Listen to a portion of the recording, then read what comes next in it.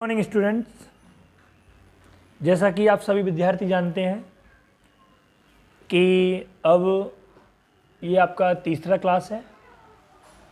2 class मैं पढ़ा रखा हूँ और 2 वीडियो मैंने डाल रखी हैं। अगर जिस विद्यार्थी ने वो वीडियो नहीं देखी है तो प्ले लिस्ट में जाकर वो वीडियो देख सकता है। आज जो आपको पढ़ाने जा रहा हूँ वो आपको थंबनेल देखकर पता ही चल गया होगा कि आज जो पढ़ाया जाएगा वो किस टॉपिक पर पढ़ाया जाएगा। जैसा कि थंबनेल्स में लिखा हुआ था कि क्या आप जानते हैं कि कंप्यूटर कितने प्रकार के होते हैं, कि क्या आप जानते हैं कि कंप्यूटर में कितनी बार संशोधन किया जा चुका है, कि क्या आप जानते हैं कि पीसी किस प्रकार के कंप्यूटर होते हैं, जो पीसी कंप्यूटर होते हैं किस प्रकार के कंप्यूटर होते हैं, क्या आप जानते हैं कि कंप्यूटर जनरेशन क्या चीज़ होती है और कि कंप्यूटर किस जनरेशन में कौन सी डिवाइस यूज हुई थी। ये सारे अगर क्वेश्चन आपको क्लियर नहीं होते हैं, अगर आपको लगता है ये सारे क्वेश्चनों के जवाब आपको पता नहीं है, तो आपको ये वीडियो देखनी चाहिए और ये वीडियो आप शेयर कर सकते हैं, जिससे कि जो नॉलेज आपको मिल रही है वही नॉलेज उनको भी मिल सके। तो चलिए स्टार्ट करते हैं आज का टॉपिक। बात करते हैं आज कंप्यूटर के विकास के वर्गीकरण की। कंप्यूटर का जो विकास था वो कैसे हुआ या किस किस आधार पर कंप्यूटर कितने प्रकार के थे, कह सकते हैं क्लासिफिकेशन ऑफ कंप्यूटर, यानी कि कंप्यूटर का वर्गीकरण। ठीक है, तो वर्गीकरण की बात की जाए तो कंप्यूटर जो है 3 आधार के आधार पर बांटे गए हैं। हार्डवेयर प्रयोग के आधार पर कंप्यूटर अलग होते हैं, आकार और कार्यों के आधार पर अलग होते हैं और कार्य पद्धति के आधार पर अलग होते हैं। हालांकि कंप्यूटर सारे एक ही तरह के हैं बट इनको अलग अलग आधार पर बांटा गया है। बात करें हार्डवेयर प्रयोग के आधार पर तो ये 5 प्रकार के कंप्यूटर बने गए हैं। First generation, second generation, third generation, fourth generation और 5th जनरेशन। इनको हम हिंदी में पहली पीढ़ी, दूसरी पीढ़ी, तीसरी पीढ़ी और चौथी पीढ़ी भी कह सकते हैं। बात करते हैं आकार और कार्य के आधार पर तो ये 4 प्रकार के बांटे गए हैं। Main frame computer, mini computer, micro computer और सुपर कंप्यूटर। और बात की जाए कार्य पद्धति के आधार पर तो एनालॉग कंप्यूटर होते हैं, डिजिटल होते हैं और हाइब्रिड कंप्यूटर होते हैं। अगर आपको ये चीज़ ध्यान में रहे तो बेटर है, अगर ध्यान में नहीं रहे तो आप इसको कॉपी में ये चार्ट को नोट कर सकते हैं। हालांकि जो कंप्यूटर होते हैं वो मेन 4 प्रकार के होते हैं। Main frame computer, mini computer, micro और सुपर कंप्यूटर। अगर डिटेल्स में पूछ लिया था कि किसके आधार पर कितने प्रकार के होते हैं तो आप इस चीज़ को देखकर या इस चीज़ को याद कर आप किसी को आसानी से बता सकते हो। बट जो कंप्यूटर होते हैं वो सिर्फ 4 प्रकार की होते हैं। ठीक है, आगे बात करते हैं हार्डवेयर प्रयोग के आधार पर कंप्यूटर जो होते हैं फर्स्ट जनरेशन। तो जो फर्स्ट जनरेशन बात आती है, जनरेशन क्या होती है, पीढ़ियाँ। अब पीढ़ियाँ थी, जो फर्स्ट पीढ़ी थी वो 1940 से 56 के बीच हुई थी। अब बात करते हैं कि कंप्यूटर की जो स्टार्ट हुआ था वो 1940 से क्यों स्टार्ट हुआ था, पहली पीढ़ी 40 से स्टार्ट क्यों हुई थी। तो इसका मेन रीज़न ये है कि जो डिजिटल कंप्यूटर, तो डिजिटल मतलब जो लाइट्स चलने वाले थे जिसके द्वारा जो अपने आप काम कर सकते थे, तो 1940 से 56 तक ये पीढ़ी चली थी। इस पीढ़ी के अंतर्गत जो कंप्यूटर था वो NEA कंप्यूटर का आविष्कार किया था। और आपको पता ही है कि जो पहली वीडियो बनाई थी फंडामेंटल की, उसमें लिखा था कि जो NEA कंप्यूटर था पहला इलेक्ट्रॉनिक कंप्यूटर था। तो कह सकते हैं कि जो कंप्यूटर की शुरुआत हुई थी, आधुनिक कंप्यूटर की शुरुआत वो NEA कंप्यूटर से हुई थी और इसी से इसकी पीढ़ियाँ स्टार्ट हुई थी। तो 1940 से 56 तक पीढ़ी चली थी और इसमें जो प्रयोग हुआ था वो वैक्यूम ट्यूब था, जिसको बोलते हैं जो हार्डवेयर, हम कहते हैं कि कौन सा हार्डवेयर उपयोग हुआ था, तो फर्स्ट जनरेशन में वैक्यूम ट्यूब का उपयोग हुआ था और इसी में ही पंच कार्ड का उपयोग हुआ था। तो क्वेश्चन आपके पीढ़ी से अगर आते हैं किसी भी कंपटीशन में तो आप यही आएंगे कि फर्स्ट जनरेशन कब से कब तक थी और किस डिवाइस का उपयोग हुआ था। ठीक है, क्वेश्चन ये भी आता कि NEA कंप्यूटर जो बना था वो किस पीढ़ी के अंतर्गत आता था, तो आप बता दें कि फर्स्ट जनरेशन के लिए इसमें वैक्यूम ट्यूब यूज हुई थी या उपयोग हुई थी। वो कैसी थी, वैक्यूम ट्यूब आपकी जो होती थी वो इस प्रकार की होती थी, ये शीशे की होती थी, ये बहुत ज़्यादा हीट पकड़ती थी, गर्म पकड़ती थी, इसलिए एक एक कंप्यूटर में बहुत लाखों हज़ारों वैक्यूम ट्यूब लगाई जाती थी। ठीक है, बात करते हैं सेकेंड जनरेशन की। तो सेकेंड जनरेशन थी वो आपकी 1956 से 63 तक चली थी। इस पीढ़ी में क्या हुआ था, वैक्यूम ट्यूब की जगह उन्होंने क्या लगाया दिया था इसमें, ट्रांजिस्टर। और इसी कंप्यूटर में ही सबसे पहले मेमोरी का उपयोग किया गया था। क्वेश्चन ये आता है कि मेमोरी का उपयोग किस पीढ़ी में हुआ था, तो आप बता सकते हैं सेकेंड पीढ़ी में। ठीक है, और डिवाइस तो आपको पता ही है कि हर पीढ़ी में आपको याद क्या करना कि कब से कब तक ये चली थी और किस डिवाइस का उपयोग इसमें हुआ था। ठीक है, ट्रांजिस्टर इस तरह के होते थे, सबसे पहले ट्रांजिस्टर थे वो इस तरह के होते थे, अब उसमें बदलाव होते गए। अब इस तरह के आपने देखे होंगे कभी किसी प्लेट में या किसी मदरबोर्ड में, आप देखना टीवी की या मोबाइल की किसी में होता है। मोबाइल में हालांकि होते हैं ट्रांजिस्टर, छोटे छोटे होते हैं, बट आपको दिखेंगे नहीं। आप मदरबोर्ड में देख सकते हैं या टीवी की जो प्लेट होती है उसमें देख सकते हैं, ये ट्रांजिस्टर इस तरह के होते हैं। ठीक है, चलिए अब बात करते हैं थर्ड जनरेशन की।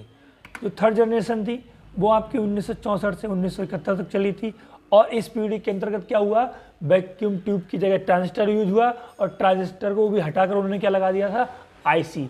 इसकी फुल फॉर्म होती है इंटीग्रेटेड सर्किट।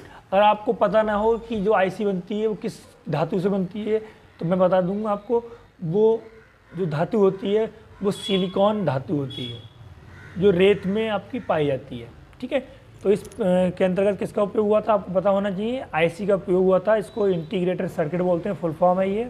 और इसी पीढ़ी के अंतर्गत सबसे पहले आपके कंप्यूटर में ऑपरेटिंग सिस्टम, जैसे हम विंडो बोलते हैं अपनी भाषा में, इसका उपयोग हुआ था। और इसी पीढ़ी के अंतर्गत आपका मिनी कंप्यूटर बनाया गया था। आपको ये इससे हर पीढ़ी में से 2-3 पॉइंट आपको याद रखने की, कौन सा हार्डवेयर था और कब से कब यूज हुआ था, और इसमें मुख्य अहम भूमिका जो थी किसकी रही थी।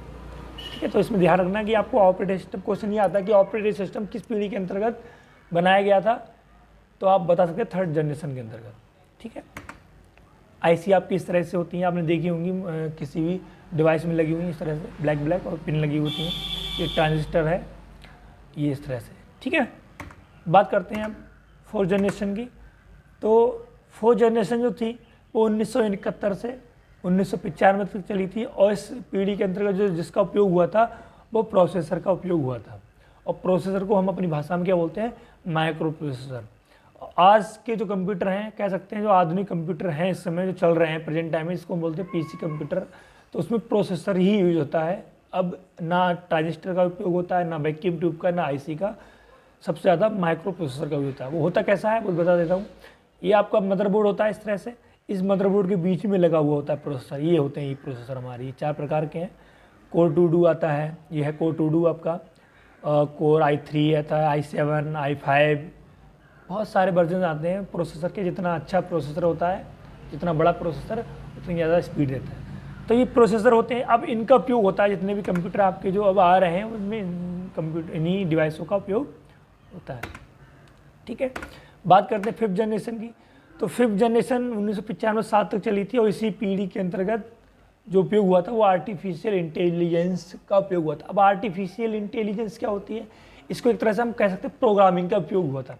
प्रोग्रामिंग क्या थी, जैसे कि प्रोग्रामिंग करके एक डिवाइस या एक ऐसा सॉफ्टवेयर तैयार किया गया जिसके द्वारा ऑनलाइन शॉपिंग, मोबाइल नेटवर्क, यानी सारे काम ऑटोमेटिक होने लगे थे। जैसे कि जो रोबोट में जो टेक्नोलॉजी उपयोग होती है वो आर्टिफिशियल इंटेलिजेंस टेक्नोलॉजी की उपयोग होती है। तो ये आज का सिलेबस जो आपका था वो यहीं तक था, 5 पीढ़ियाँ थी। तो आशा करते हैं कि आपको ये वीडियो अच्छी लगी हो। एक बात मैं और बता देना चाहता हूँ कि पीढ़ी क्या होती है। पीढ़ियाँ, एक समय था कि 15 साल तक इस पीढ़ी के कंप्यूटर उपयोग हुए थे। लोगों जो वैज्ञानिक थे उन्होंने संशोधन किया, उन्होंने देखा कि कंप्यूटर बहुत हीट पकड़ रहा है। लाइट की पहली जनरेशन की जो पीढ़ी, पहली पीढ़ी के जो कंप्यूटर थे या पहली जनरेशन के जो कंप्यूटर थे वो बिजली की खपत भी ज़्यादा करते थे और बहुत ज़्यादा जगह भी घेरते थे। तो क्या होता है, हर इंसान क्या करता है, हर वैज्ञानिक उसमें संशोधन किया। उन्होंने वैक्यूम ट्यूब को हटाया, ट्रांजिस्टर लगा दिए, जिससे थोड़ा साइज़ कम हुआ, बिजली खपत कम हुई। ट्रांजिस्टर हटा के आईसी लगा दी, उससे बिजली खपत कम हुई, और क्या हुआ, साइज़ छोटा हो गया। जितनी पीढ़ियों में संशोधन होते गए, जितनी बार अब तक जो कंप्यूटर में संशोधन हुए हैं वो 5 बार ही संशोधन हुए हैं लिखित में। मगर ऐसा नहीं है, आज के समय में जो कंप्यूटर आ रहे हैं वो 6 जनरेशन के भी आ रहा है, 7 जनरेशन के, 8 जनरेशन के भी, और 10th जनरेशन के भी कंप्यूटर आ चुके हैं। बट जब लिखित में क्वेश्चन आता है तो ये आता है कि अब कितनी बार कंप्यूटर में संशोधन हुआ था, तो वो मुख्य 5 प्रकार का ही था। बट अगर पूछा है प्रेजेंट में कितनी बार हैं, तो इसमें 10 से कह सकते हैं 10th जनरेशन के तक कंप्यूटर आ चुके हैं। मगर कभी क्वेश्चन ये नहीं पूछा जाता है, सिर्फ 5 पीढ़ियों के बारे में ही चर्चा की जाती है, इसलिए आप थोड़ा ध्यान देना इस चीज़ में, ठीक है। तो अगर आपको ये वीडियो अच्छी लगती है तो अपने अन्य लोगों तक इस वीडियो को शेयर करें और मेरा चैनल सब्सक्राइब करें, और सब्सक्राइब करने के बाद बेल आइकन को दबाएं। अगर आपको पता नहीं कैसे सब्सक्राइब किया था तो मैं बता देता हूँ। आप गूगल में जाएंगे या यूट्यूब ऐप खोलेंगे। आप जैसे ही यूट्यूब ऐप खोलेंगे अपने मोबाइल में तो एक विंडो खुल के आएगी। उस विंडो में यूट्यूब सर्च बार में आपको टाइप करना है देव कंप्यूटर नॉलेज। आप इसमें टाइप करेंगे और एंटर दबाएंगे। सबसे पहला इसमें चैनल आ जाएगा, इस पर क्लिक करिए। उसके बाद सब्सक्राइब पे क्लिक करना और यहाँ पर जाकर घंटी पर आल क्लिक कर देना। आल पे क्लिक करने से इतना फ़ायदा होगा कि जब भी मैं कोई वीडियो अपलोड करूँगा यूट्यूब पर तो आपको सबसे पहले SMS पहुँच जाएगा और आप उस वीडियो को आसानी से देख सकते हैं। अगर आपको सारी वीडियो शुरुआत से देखनी है तो प्लेलिस्ट में जाइए, उसके बाद फंडामेंटल पे क्लिक करके आप सारी वीडियो शुरुआत से एक एक करके देख सकते हैं। तो आशा करते हैं आपको अच्छी वीडियो लगी हो और अन्य विद्यार्थियों तक इस वीडियो को